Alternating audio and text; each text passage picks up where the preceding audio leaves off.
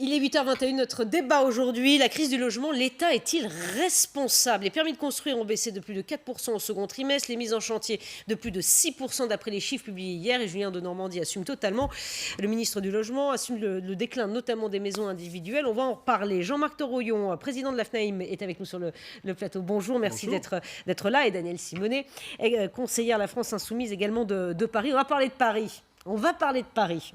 Parce qu'il y a aussi il y a un sujet. Mais d'abord, je voudrais vous poser cette question. Il est où le choc d'offres promis par Emmanuel Macron, notamment pour relancer la politique du logement? On a du mal à le voir, ce choc. Écoutez, c'est une catastrophe. Je veux dire, c'est un échec à la fois des gouvernements successifs, d'Emmanuel Macron, puis un échec aussi des 3 mandatures qui viennent de se succéder. Et la question de la gentrification et de la bétonisation, c'est l'enjeu majeur des prochaines élections municipales. Nous, on a lancé un appel citoyen avec un militant associatif justement du droit à la belle ville qui s'appelle Claudio Pulgarpino. Ça s'appelle Décidons nous-mêmes, décidons.paris, parce que justement, il faut sortir de ces politiques d'attractivité du territoire sur les grandes zones urbaines. Les centres-villes. C'est-à-dire que la métropolisation accélère la financiarisation. Aujourd'hui, c'est plus intéressant d'investir, que les intérêts financiers investissent sur la ville. Et donc, on a une spéculation qui explose, qui chasse les classes populaires et moyennes. Vous vous rendez compte qu'à Paris, en 2001, quand Bertrand Delanoë arrive à la mairie de Paris, il y avait 36% d'ouvriers employés. Aujourd'hui, il n'y en a même plus 25%. Paris perd ses habitants, perd ses enfants, ferme ses écoles. Et finalement, toute la politique de la municipalité qui a été réinventée Paris, finalement, ça a été des cadeaux aux gros intérêts privés et contre les habitants eux-mêmes. Les habitants, on va en reparler de Paris parce qu'effectivement, les chiffres sont édifiants. Mais sur l'ensemble de la France... Moi je ne partage pas tout à fait ce qui s'est dit parce que finalement, qu'est-ce qu'on constate? On constate un marché de près d'1 million de transactions cette année qui sera un record absolu. Alors vous nous dites l'inverse. Ça marche pour la finance. Non, pour la financiarisation, c'est pas la finance. Ce sont des Français. Je rappelle que la transaction moyenne en France est à 170 000 euros. Ce sont des Français qui sont propriétaires et qui se portent propriétaires. 52% d'entre eux sont des primo-accédants. 48% sont des secondo-accédants. On a fait un sondage IFOP qui a démontré que l'appétence des Français pour devenir propriétaires reste très forte. Donc on a une dynamique qui est soutenue, soyons clairs, par des taux d'intérêt qui sont extrêmement bas, historiquement bas, ce qui d'ailleurs explique une partie de Paris, on y reviendra. Donc ne confondons pas le choc d'offres dans le neuf.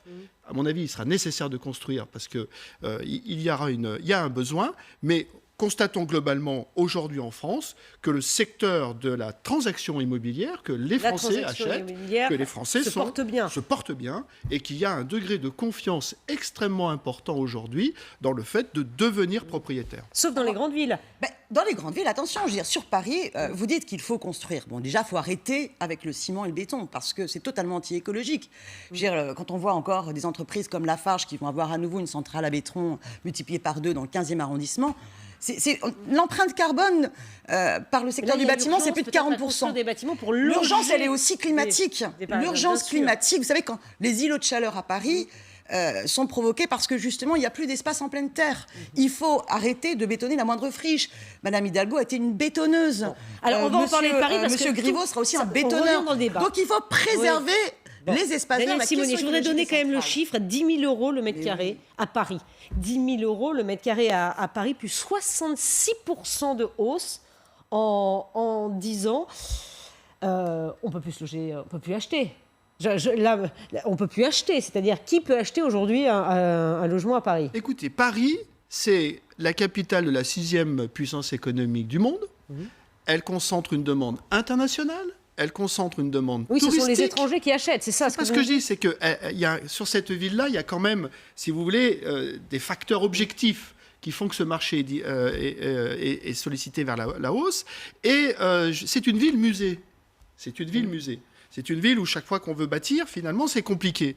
C'est inéluctable.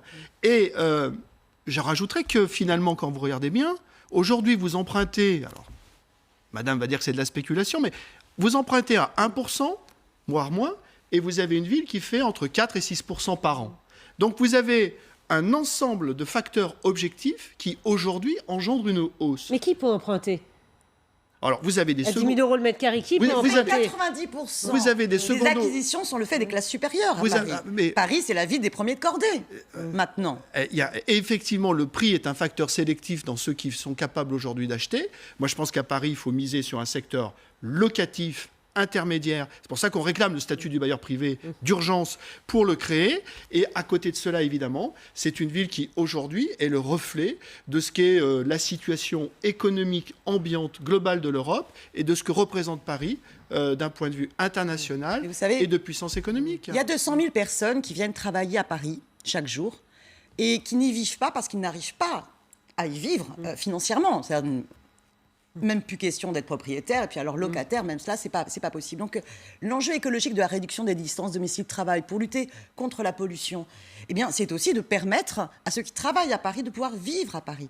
Donc moi, je le vois bien, toutes les luttes que je c'est soutiens pareil pour toutes les grandes villes femmes de françaises. chambre, de personnel d'agents de nettoyage, Oui. les éboueurs, ils n'habitent pas Non, mais dans la ville où mais ils ça, on travaillent. entend bien. Donc il y a Mais une c'est pareil priorité pour- du logement social. Mais c'est pareil pour toutes les grandes villes de France. On parle de Paris, évidemment dans de moindres proportions. Non, vous avez quelques, mais les centres-villes, vous avez quelques grandes villes effectivement qui ont subi des hausses importantes. Lyon, Bordeaux, Nantes, Toulouse.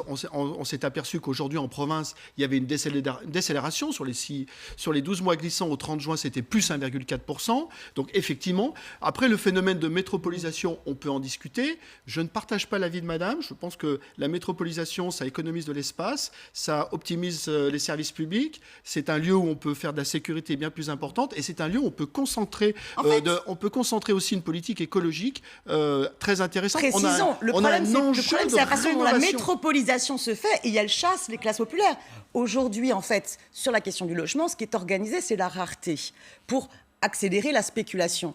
Vous appliquez la loi de réquisition des logements et des bureaux vides, vous êtes en capacité de répondre à la demande sociale de logement, justement de celles et ceux qui travaillent et qui sont les plus populaires.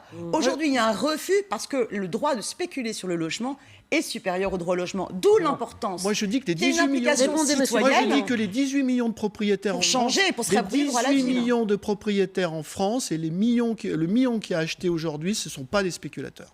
Non, moi je peux vous Voilà, dire que ce ne par sont contre, pas des spéculateurs. le poids Et- des grands groupes d'assurance et qui je- spéculent sur la propriété privée et qui spéculent y compris sur la rareté et sur les logements non occupés, les logiques de plateformes type Airbnb, Ah, c'est autre chose. Madame, c'est un autre problème sujet. de Madame résidence Simonet, secondaire. Madame Simonet, les Voilà, donc institutionnels- il faut une Il nous logique reste 30 secondes. Les institutionnels se sont retirés du marché de l'immobilier depuis 10 ans et c'est les petits propriétaires qui ont fait la différence et qui ont comblé le vide des Il institutionnels. faut que les citoyens reprennent le contrôle de leur ville face justement aux spéculateurs et à ceux qui vendent la ville aux intérêts privés qui sont les équipes municipales Et les prix ne vont pas précédentes. baisser. Et les prix ne vont pas baisser. C'est-à-dire que ça va jamais. Les prix à Paris ou dans les grandes Vous savez- villes, en tout cas, vous savez, qu'on a évoquées, ça va pas il baisser. suffit que le secteur bancaire qui finance aujourd'hui tous les propriétaires qui achètent soit un tout petit peu moins en confiance et les choses s'arrêteraient très vite. On a des taux d'intérêt historiquement bas, ça nourrit le marché et c'est ce qui crée l'opportunité. Il faut une mobilisation citoyenne. Merci pour que les gens beaucoup. disent, décidons nous-mêmes et ça changera. Merci beaucoup, en tout cas, d'être venu ce matin débattre et échanger sur le plateau de la matinale LCI.